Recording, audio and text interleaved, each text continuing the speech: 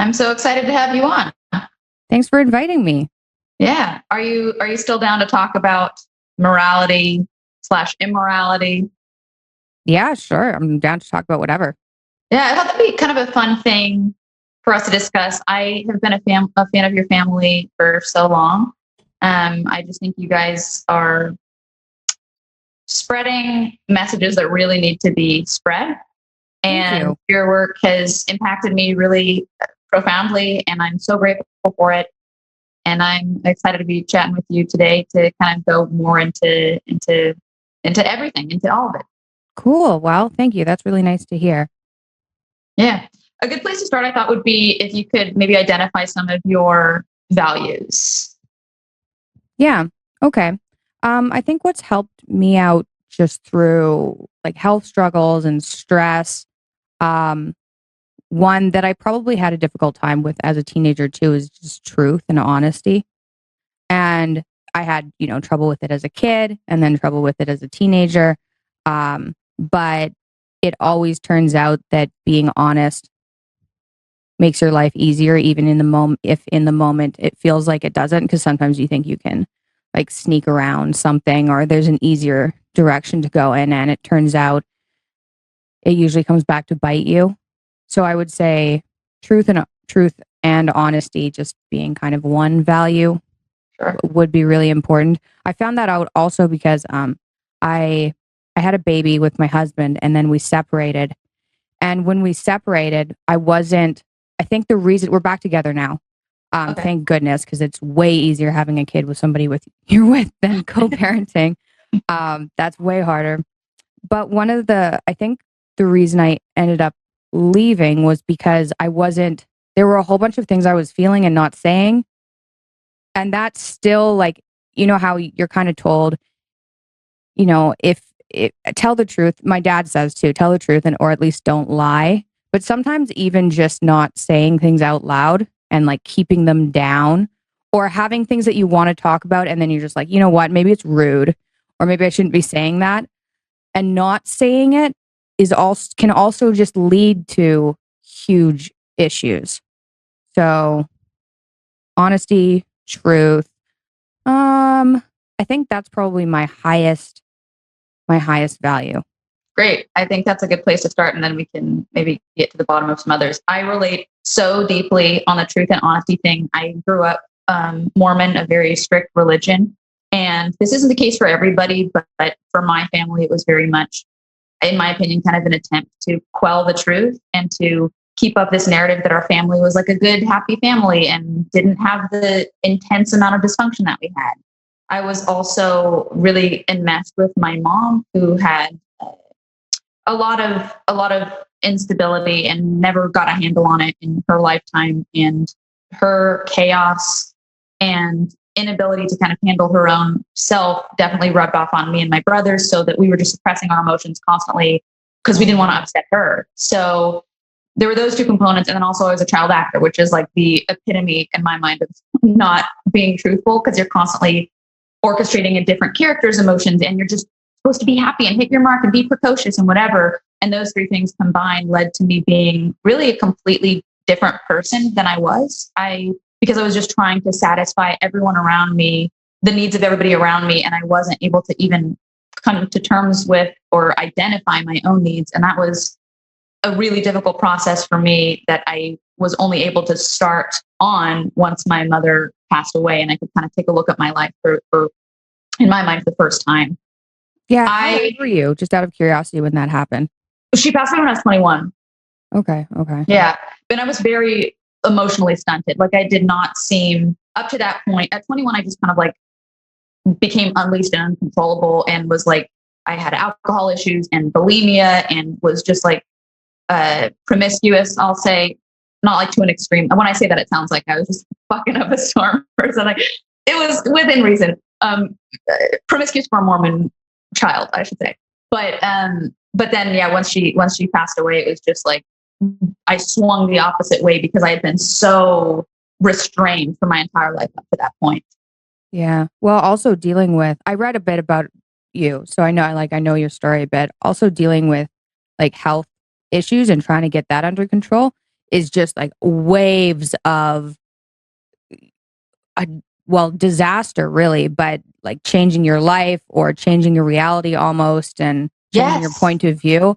Yeah. Because once you're like ill, and we were ill in different ways, but like once you're ill and then you recover a bit, my reality at least kind of changed.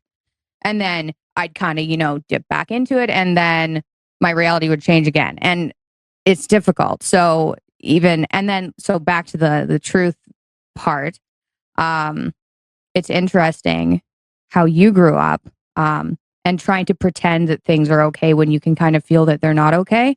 And I think it's also difficult, and this doesn't go for everyone, but I think it's also difficult for girls specifically, trying to make people feel more comfortable around them, or guilt. Okay, so not even like a compassion thing, just guilt, which is a horrible emotion, which like it just poisons people, right? Because you're like, oh, I feel too bad to say that, and then you're just resentful and angry instead of having the fight that you should have just had because you're unnecessarily guilty. So I guess truth is a value, and I think one of the most like horrible things you can be is that guilt, which I just have a terrible time with. It's like, oh, I should be doing more of X, or I shouldn't be saying this or doing this, and it can just poison you. I'm curious to hear about, you mentioned that you had some trouble with truth in your childhood and adolescence. Can you expand on that? Well, I suffered fairly severely from bipolar. Not the one that has extreme mania, but bipolar type 2, which is more like extreme depression and hypomania. And I was on medication, but I was also drinking, fairly like heavily from a young age, right? So like I started when I was 14. It wasn't, you're 14, so you can't be drinking all the time. But I was, on Fridays and things, I'd be drinking because it made me feel so much better. And I know now that was the depression that I was kind of trying to treat. But that goes along. You're not allowed to drink as a teenager, and it's not like either of my parents, particularly my mother, were very happy with drinking. So I lied a lot about that, and then I think it was also to avoid any type of like, I didn't really avoid arguments because I'm fairly forward in that way, but I did lie to, shoplifting was one. No kidding. Yeah, actually I have a bit of a funny story about that. My mom said when she was like little, like 13 or something, she told me this when I was 13, and she said she'd gone into this store and she'd put a hat on underneath her hat and then put a hat on top of it and stolen this hat. And I remember being a 13-year-old being like, well, mom did it, so I guess shoplifting is okay. Yeah. So then I delved into that for just probably at age 13. So there was lying that was involved with that, but then I cut that out fairly quickly. So yeah, I would say lying and shoplifting when I was really little. And then, was there like a defining moment for you that you remember where it was like, oh, I'm going to do something different than what I've done in the past, and now is the moment where I'm going to be truthful? Was there any standout moment like that, or was it just sort of an unidentifiable progression that just naturally happened?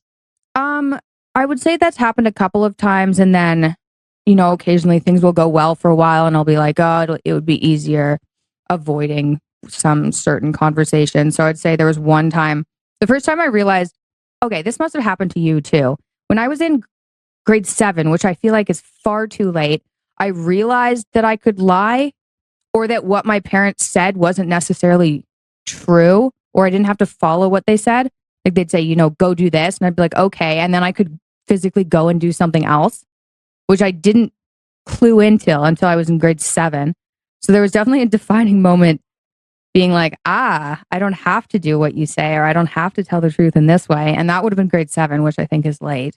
I had the opposite experience where it was like, because of, I think because of the Mormon thing, and also because I was just so attached to my mom, it was like all the way up until 21. I thought, I can't lie. I need to be truthful. God's watching. The Holy Ghost is watching. My mom, I need to please her. It was like, wow, that's a long time.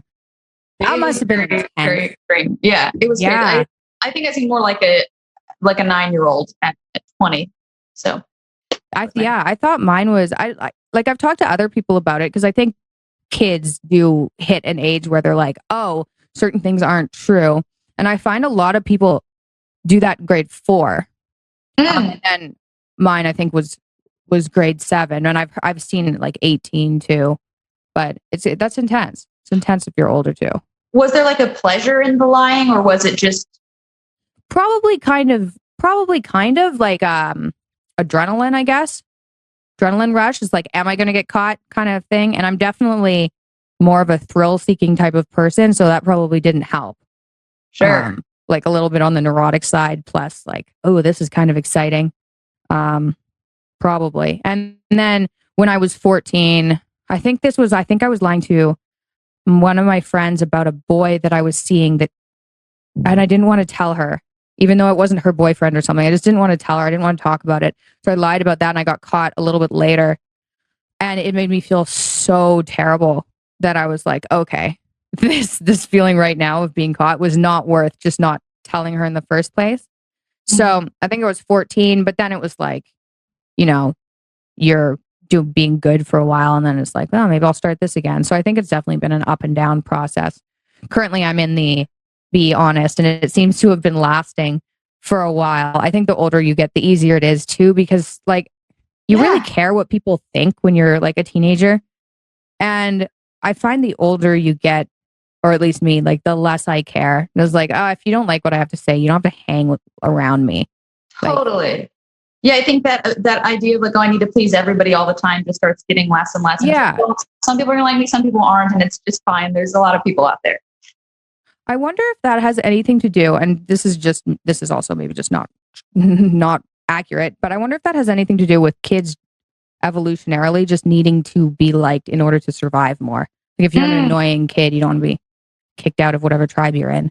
Totally. Like, so maybe you actually have to be more liked when you're younger and more, and need to survive more. And maybe by the time you hit, 20 or mid 20s or more, there's less necessity for it. Or maybe that's wrong. I'm not sure. No, it sounds right. It sounds good to me. It's like you stop conforming, or you don't have the need to conform because you're like, well, I now have the ability and the tools and the skill set to find my own people. I don't have to just fit into whatever group I was kind of assigned. That too, right? You don't have to, there's not one group of people you're around that you have to fit in with. You can find other people if you need to. Yeah. That's a good point as well. Do you remember the first time that you made any sort of a moral stand? Is there like, I was so it's funny. I always I avoided certain confrontation, and then other times I was like, I don't care what you think. So I think the avoidance was more when I was extremely depressed. I think that was higher because when I stopped being depressed, I stopped caring as much and I stopped avoiding confrontation as much. So I think the first time I argued with my dad from the age of like 14, because he's actually the one that hammered into my brain, like, don't lie, right? And hammered it into my brain.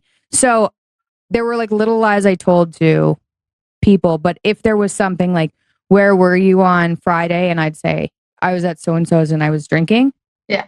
And then I'd get in a ton of trouble. And I remember being like, the only reason I'm telling you this is because you told me not to lie. And now I'm in trouble. Like, what is that? My brother, who was just like smarter, they'd be like, where? And he also wasn't as much trouble as me. So he didn't go out drinking all the time. But when he did, he would say he was doing homework at somebody's house. And then there wouldn't even be a problem. And I was like, well, that's really not fair, right? Like Julianne's off the hook and he wasn't telling the truth. And you guys even know it. But then here I come, I'm telling the truth and I'm in trouble. I think that was probably the first time I was like, things aren't fair. And then there are Facebook arguments, but it's probably that. I tried to take a stand about something. I had this time when I was in the competition team at my dance studio, and I was maybe 12, and they made you wear like booty shorts and a crop top because they needed to like see your body and your lines, and totally made sense. But again, because of the religious upbringing and modesty and feeling like that was immodest, I quit the dance team because I was like, I'm not going to wear booty shorts and a crop top. And that felt like the right thing to do at the time. But I look back on it and I really enjoyed dancing, and I had the most friendships that I made, I think I made through dance. And I wonder if my morality was sort of skewed because of my upbringing to the point where I didn't really it certainly wasn't the morality that I have now. I mean, I would never walk around in booty shorts and a crop top, but if I were dancing or something and I needed to for class, that would be a different story. And I wonder if how I view morality or something is skewed because of that. And it's definitely been its own journey, kind of trying to now define, well, what is morality for me without that religion? What is morality for me where is my moral compass without being told what my moral compass should be by groups, by family?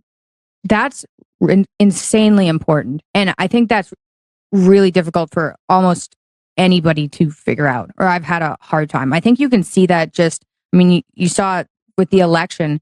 The country's so split in America. And I don't think most people on either side aren't like, I'm a bad person. They've seen a certain set of, facts. They believe in a certain thing. They're like kind of forced into something and they full on believe it. And they're trying to be moral about it. And so I think it's hard for anyone to figure out what is it that I actually believe without any of these external influences. Yes. And how do you do that? Do you feel like you're in a good place with your, I don't know what else to call it other than a moral compass? Yeah, I do. I'm trying, but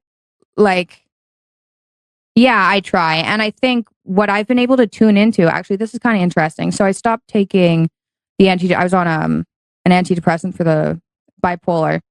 And I think when I stopped taking that, I started to kind of feel when you go into a room and you're uncomfortable and you get this uncomfortable feeling, or literally every room I've ever been in. I'm just constantly socially anxious. I hate it. Socially anxious. Yeah. Okay. So I've found that's terrible. Social anxiety is terrible. I feel you there. I've found that sometimes, if I feel that, it's because there are things I haven't said or whatever I believe isn't aligning, right? There's social anxiety when you have a problem, you're socially anxious. I had that for a number of years. It was horrible. But then there's also if you go into a room where people were fighting or where people are currently fighting or something and you get that feeling. I think I've been able to tune into that better since I stopped taking medication, and that's been able to guide me. I believe it was Sophocles who had what he called a daemon, and it was just that little voice in his head that would say, kind of ask a question and you have an instant response in your brain, and it's not really the one you necessarily want to hear. Generally, it's just do I want to do this? No, right? It's an instant thing there. And I find if you listen to that carefully, then that can help. That's what I've been doing. And I find that helps. And I find the more I listen to it, the louder it gets. So that's kind of what I've been doing. I love that. Listening, that's another fucking thing that I feel is skewed for me, because growing up in the Mormon faith, you're told about this thing called the Holy Ghost or the still small voice, and you're supposed to listen for it to guide you on the righteous path, right? But I confused my anxiety and my OCD with the still small voice. So I was thinking that it was still small voice telling me to touch doorknobs 10 times, telling me to open and close doors, touch my underwear, tuck my hair behind my ears. And it's okay, that's not the Holy Ghost. So how do I find this voice? And what is this whisper? How do I find the whisper when my whisper sounds like a scream? Right? Yeah. I get that. Well, that's why I said after I got the bipolar under control.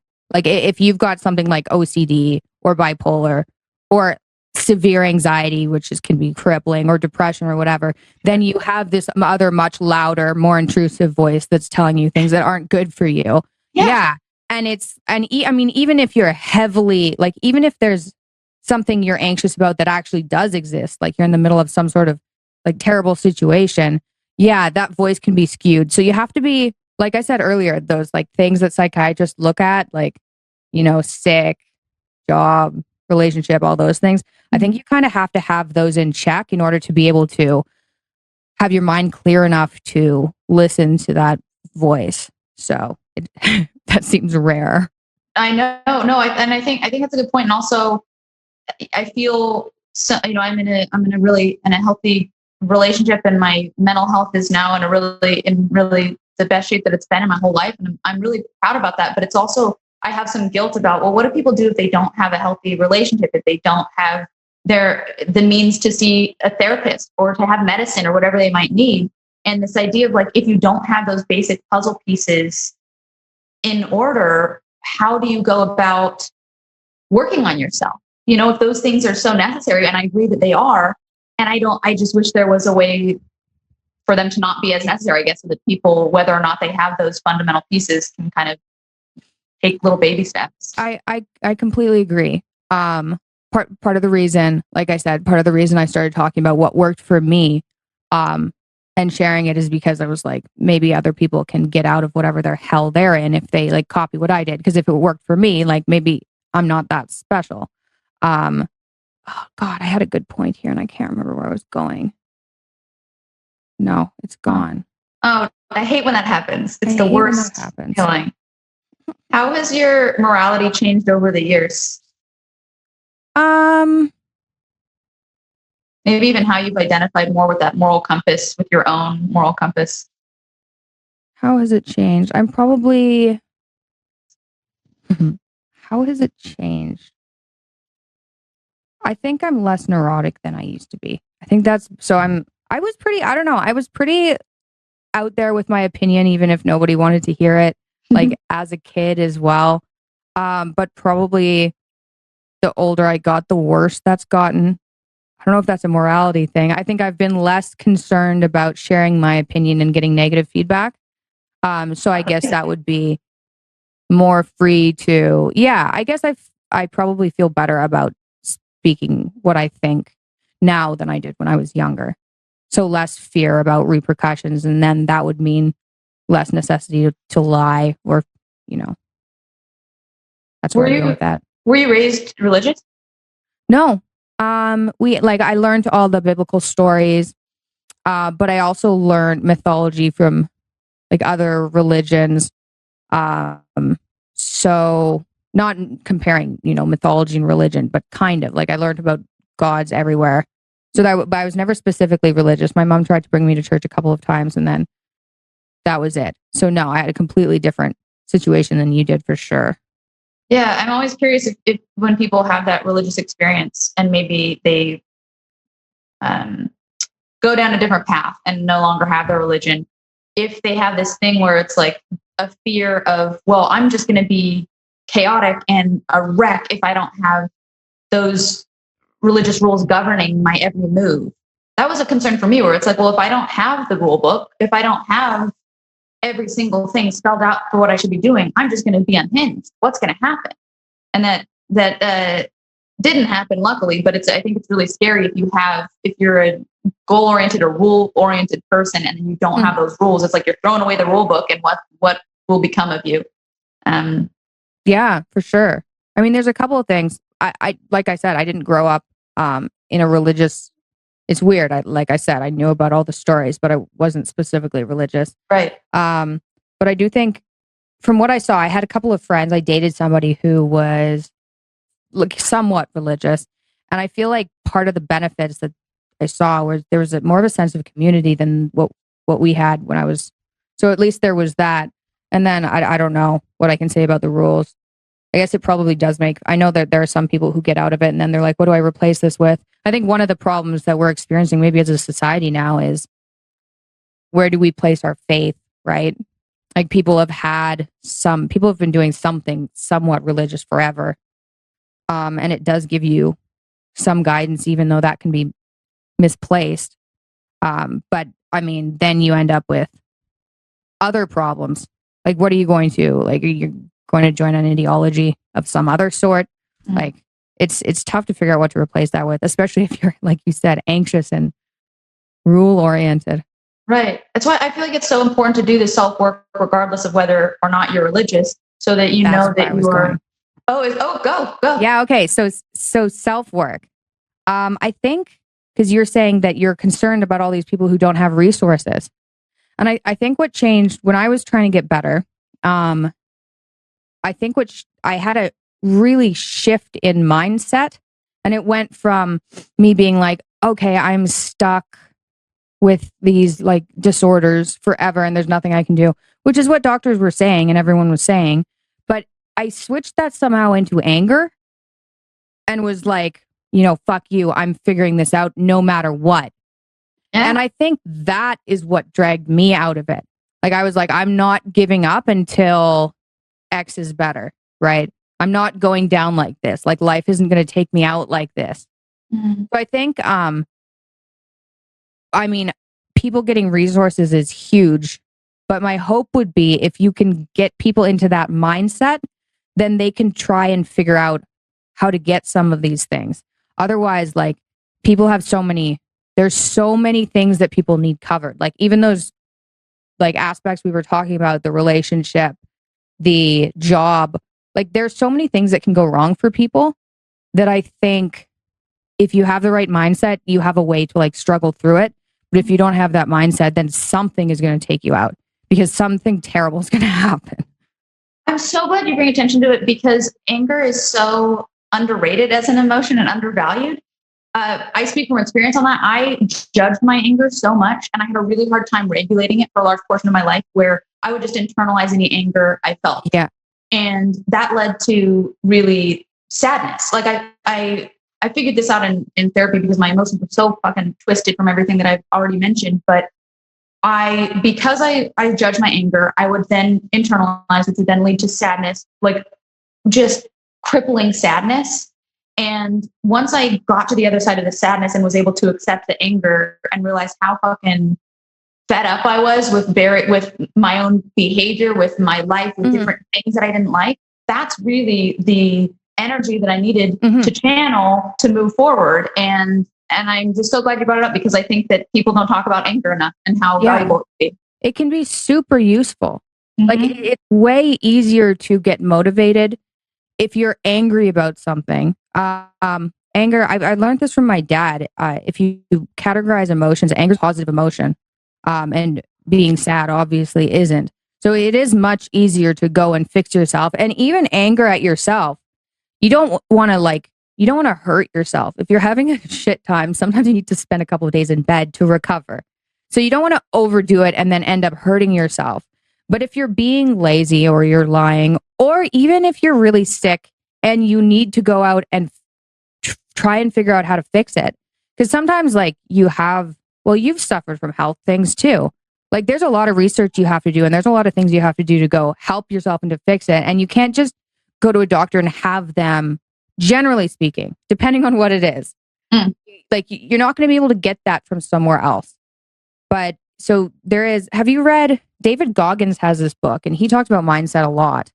And it was like a similar dragging yourself out of a terrible situation, like by the scruff of your neck, doing it yourself. But anger can be super, super positive for that. And I think that's how I've gotten through a lot of the health problems I've had, which is just like literally me thinking in my head, like, fuck you, life, just whatever life is. This isn't the road I'm going down. So I'm just going to fight with this until the situation changes by doing, whatever I needed to do. It's amazing. I never thought I'd say this, but I'm finding myself wishing that I was more angry at this time in my life. I'm like, well, I'd be good. Smiling there. Where is this anger? Yeah, exactly. Yeah. It would burn you out though. That's true. Too much of it. Too much of, I guess, a good thing. What was the most immoral time in your life? If you could highlight like a phase of your life, and were there any particulars during that time that you look back on and you're just like, so you find so kind of cringy? Yeah, a bit. I go back to ending. We didn't actually get divorced, but separating from my husband for that year and a half. Like I should have. How do I explain it? I lied to myself.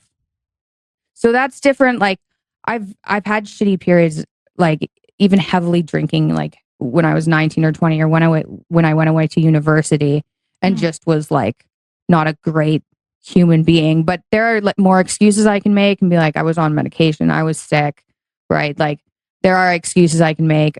But with lying to myself, like, and then having this separation, which I eventually managed to figure out, But that was probably the worst because it was like a long period of time where I was not saying things I should have been saying, right? Like if you're in a relationship and something bugs you and you're like, well, that shouldn't bug me. I'm just neurotic and rude. And then you're just like, I'll just ignore that for now. And you do that to enough things, then eventually your entire relationship is things that bug you that you haven't said. Yeah.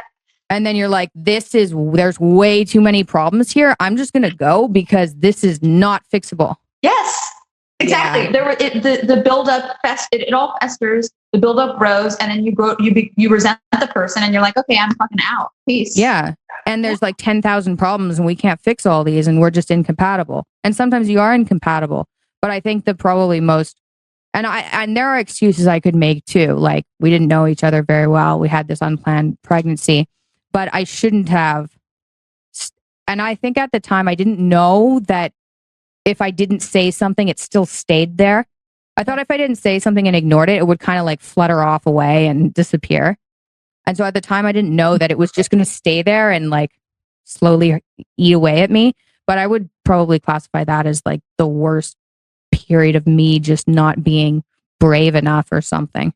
I what you say about like, well, I could pin it on this, or I could have this excuse about this. That very much resonates with me because my absolute most immoral phase of my life was ages 21 to 24, 100%.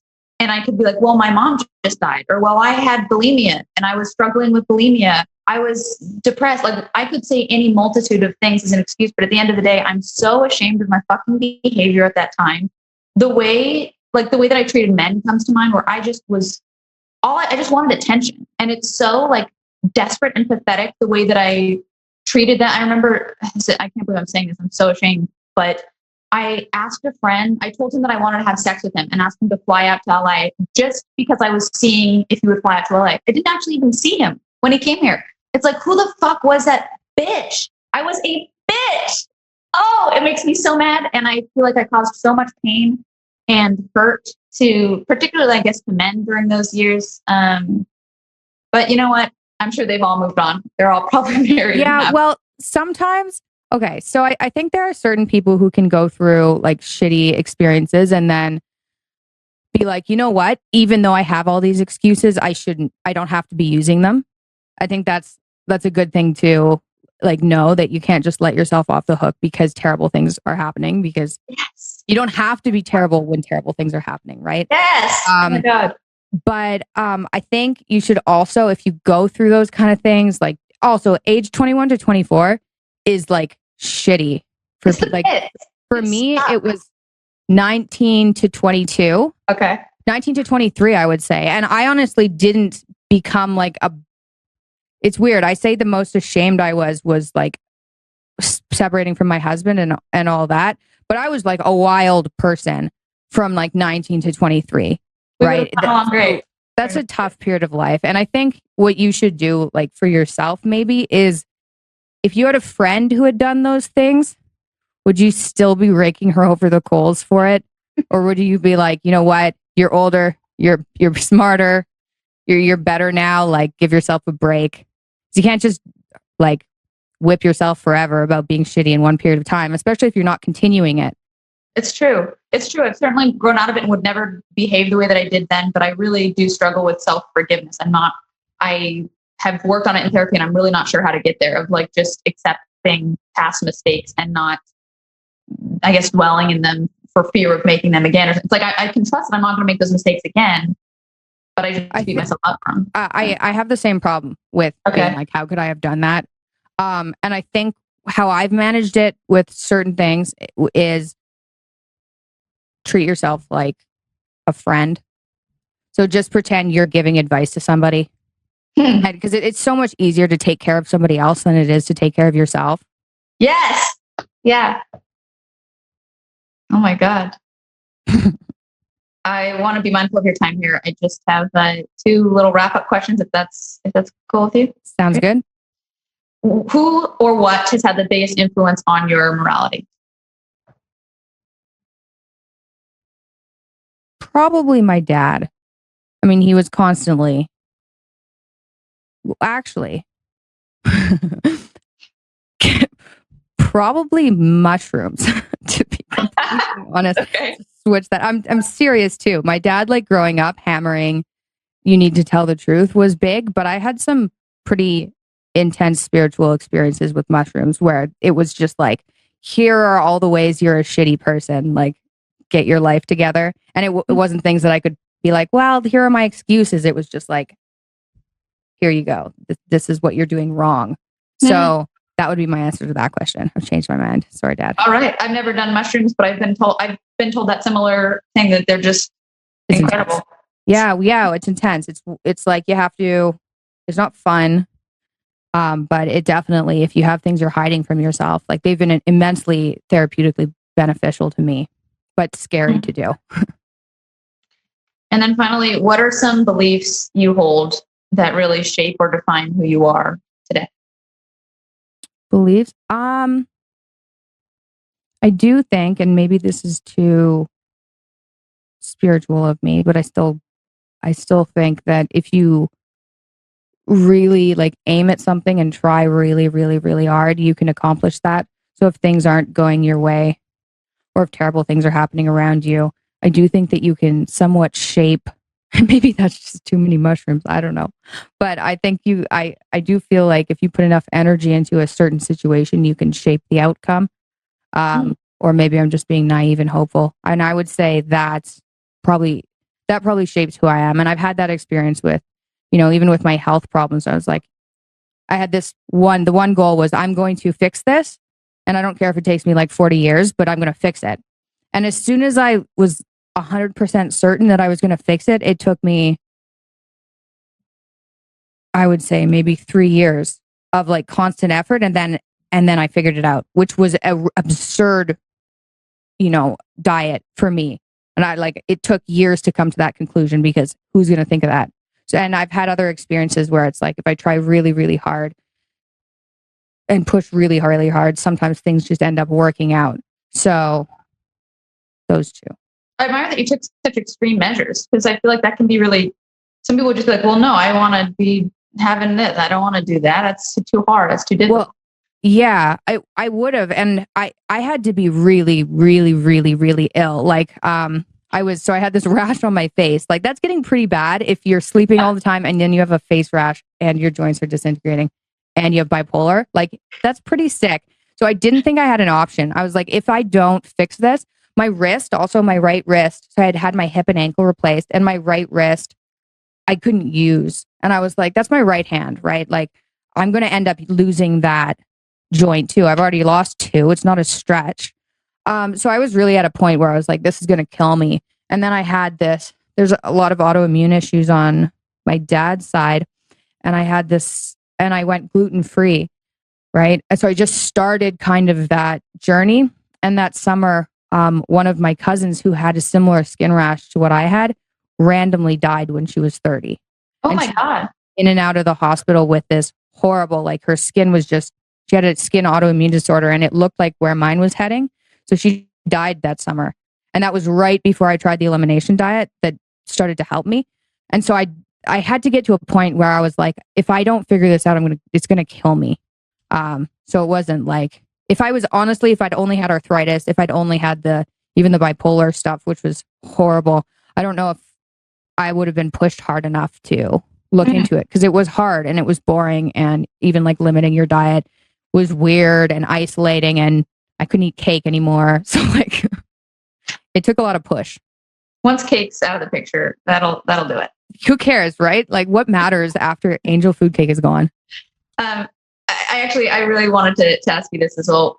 What's your biggest character flaw, or is there like a particular flaw of yours that you're really working on right now? I'm trying to de-stress at the moment, and I'm sure, everyone is trying to de-stress, but because of this family health trouble that I've been going through continually, I've been really trying to de-stress. And I think probably a flaw I have is, if I end up taking care of somebody else, I will do that enough that I end up hurting myself, and then I'm useless to be around, right? Because it's not helpful if you're taking care of somebody enough that then you're useless, right? It's actually less helpful to them even. So I would say what I'm trying to work on is like letting go of what I can't control. Probably that, because I have a hard time with that, letting go of what I can't control. Damn, I do too. I always want the control. I was trying to work on self-pity. I feel like there's sometimes when I get down and I'll like, I just can get woe is me, and I'll just get stuck, and it's like, woe is you. What the fuck are you talking about? Like everything's fine. And I think self-pity is not really useful. It doesn't, self-compassion is great, but when mine goes into self-pity, it's like, it's tricky. It's tricky because sometimes, I had, it's tricky when you have like mental health stuff too. Then it's hard to tell, like, when are you being too hard on yourself, and when do you have to be like, stop, whatever action. The line is so difficult.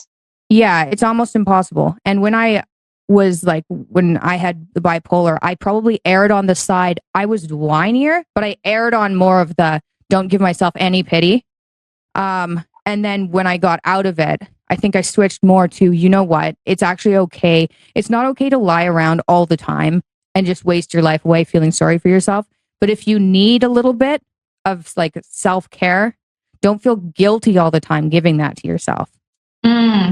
It's really hard to know if you're overdoing it or underdoing it. And I generally think it's better to underdo it on the self-pity than to overdo it, but you don't want to underdo it too badly.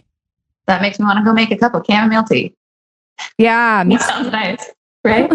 Thank you so much for coming on. I really enjoyed this conversation, and I just think you're the best. Me too. Thank you very much. Thanks for inviting me. Yeah. Have a good rest of your day. You too. Bye.